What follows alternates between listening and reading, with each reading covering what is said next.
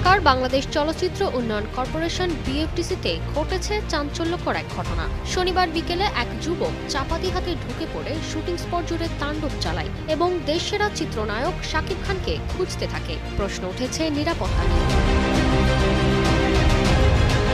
তেজগাঁও শিল্পাঞ্চল থানার ওসি মোহাম্মদ আসলাম হোসেন জানান, ঘটনার পরপরই অভিযুক্ত যুবক মানিক মিয়াকে আটক করা হয়। তিনি বর্তমানে পুলিশ হেফাজতে রয়েছেন এবং তার বিরুদ্ধে মামলাও হয়েছে। আমার নাম মানিক। গ্রামের বাড়ি কই? গ্রামের বাড়ি জামালপুর, মাদারগঞ্জ থানা, চরপাকির দোহা। বাপের নাম কো? বাপের নাম সেলিম।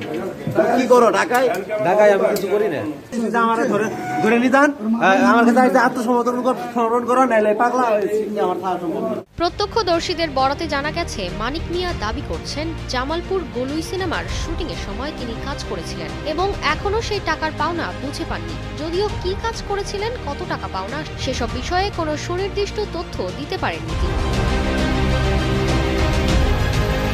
ঘটনার সময় সেখানে উপস্থিত ছিলেন প্রেমের তাজমহল খ্যাত নির্মাতা গাজী মাহবুব। তিনি কালের কণ্ঠকে জানান, আমরা তখন এফডিসিতে ছিলাম। হঠাৎ হইচই শুনে বের হয়ে দেখি এক যুবক চাপাতি হাতে ভাঙচুর শুরু করেছে। চিৎকার করে বলছে, শাকিব খান কোথায়? আমরা জিজ্ঞেস করলে সে জানায় শাকিব খানের কাছে টাকা পায়। টানা সপ্তমবারের মতো বেস্ট টিস্যু পেপার ব্র্যান্ড হিসেবে স্বীকৃতি পেয়েছে বসুন্ধরা টিস্যু।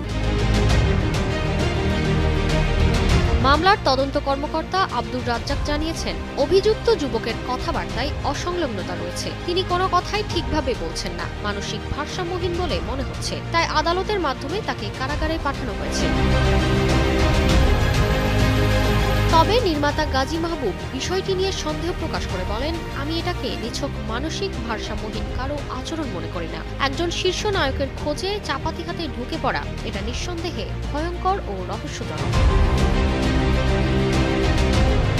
ঘটনার তদন্ত চলছে। পুলিশ বলছে সব দিক বিবেচনায় তদন্ত এগোচ্ছে। তবে ততক্ষণে এফডিসিতে ছড়িয়ে পড়েছে আতঙ্ক আর উদ্বেগ। চাপাতি হাতে কেউ আবার ফিরে আসবে না তো? তারকিবা ফারুবি, কালের কণ্ঠ।